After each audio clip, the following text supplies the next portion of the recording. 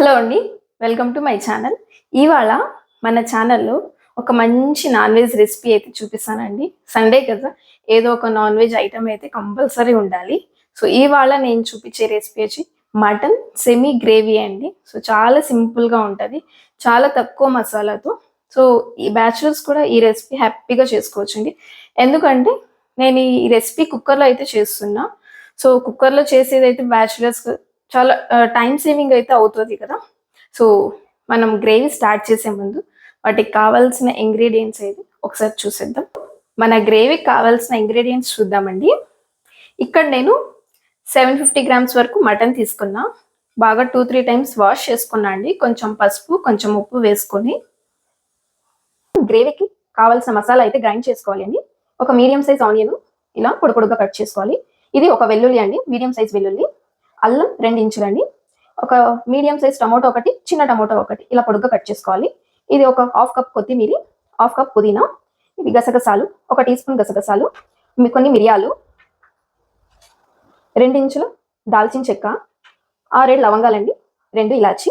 ఇవి మొత్తం ఆయిల్ వేసి కొంచెం ఫ్రై చేసుకొని చల్లారాక మనం మిక్సీ అయితే పట్టుకుందాం. ఆయిల్ అయితే వేడైందండి. నేను ఫస్ట్ ఆనియన్స్ వేస్తున్నా, అలానే వెల్లుల్లి, అల్లం. ఆనియన్, అల్లం, తెల్లగడ్డలు అయితే ఫ్రై అయిపోయినాయండి. మరీ ఎక్కువ ఫ్రై అయితే అవ్వకూడదు. సో ఈ టైంలో మనం గసగసాలు వేసుకుందాం. అలానే దాల్చిన చెక్క, ఇలాచి, లవంగాలు. ఫ్లేమ్ అయితే మీడియంలో పెట్టుకోవాలి. సో మిరియాలు కూడా వేసేస్తున్నా. వేసి ఒక 1 మినిట్ ఫ్రై అయితే చాలండి. ఇప్పుడు పుదీనా వేసుకుందాం. పుదీనా కూడా లైట్గా ఫ్రై అవ్వాలి.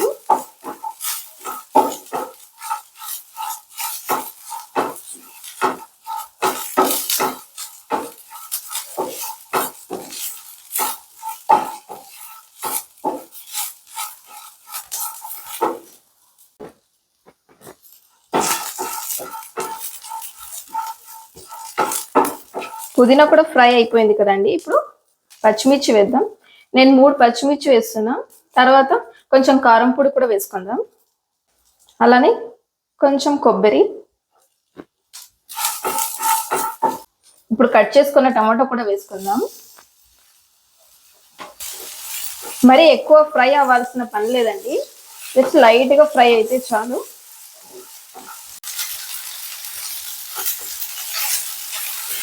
టమాటో కూడా లైట్గా ఫ్రై అయిందండి. ఇప్పుడు ఇది పక్కన పెట్టేసుకొని మనం కుక్కర్ పెట్టుకుందాం. కుక్కర్ పెట్టుకొని 3 టేబుల్ స్పూన్స్ వరకు ఆయిల్ వేసుకుందామండి. ఆల్రెడీ మటన్లో కొంచెం ఫ్యాట్ ఉంది, సో అక్కడ నుంచి కూడా మనకు కొంచెం ఆయిల్ వస్తుంది. సో 3 టేబుల్ స్పూన్స్ వరకు అయితే నాకు సరిపోతుంది ఆయిల్. ఆయిల్ వేడైంది కదండి, ఆనియన్స్ వేసుకుందాం.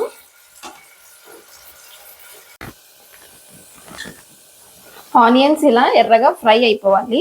ఇప్పుడు మనం మటన్ అయితే వేసుకుందాం.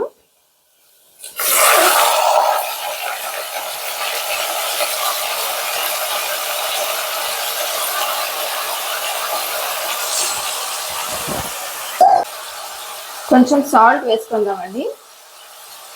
సాల్ట్ వేసుకొని బాగా మిక్స్ చేసుకొని ఆయిల్ అని ఫ్రై అవ్వాలి ఒక 10 మినిట్స్ వరకు. సో మటన్లో ఉండే వాటర్ అంతా వచ్చేయాలి.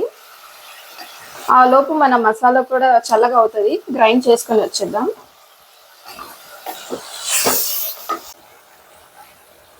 జస్ట్ ఇలా మూత పెట్టేసి ఒక 5 మినిట్స్ వరకు ఉడికించుకుందామండి. ఆయిల్లో బాగా ఫ్రై అవ్వాలా, అప్పుడు మటన్లో ఉన్న వాటర్ మొత్తం వచ్చేస్తుంది.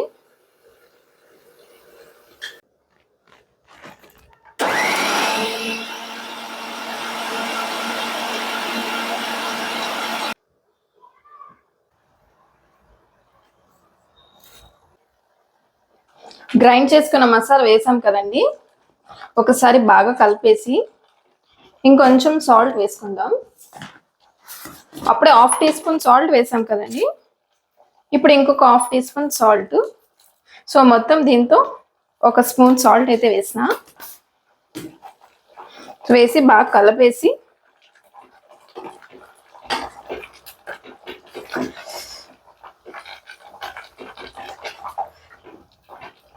గ్రేవీకి సరిపోయేంత వాటర్ వేసి కుక్కర్ మూత పెట్టేసి 5 విజిల్స్ అయితే రానిద్దాం. సో నేను తీసుకున్న మటన్ ఇక్కడ కొంచెం లేతగా ఉందండి. ముదురు మటన్ అయితే 6 to 7 విజిల్స్ అయితే రానివ్వాలి.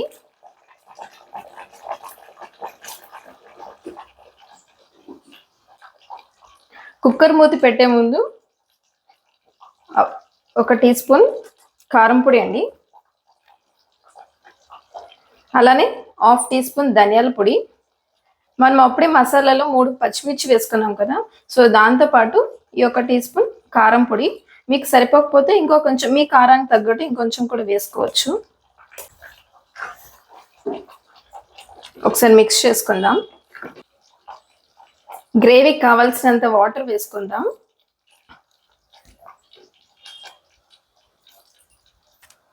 ఇప్పుడు కుక్కర్ మూత పెట్టేసి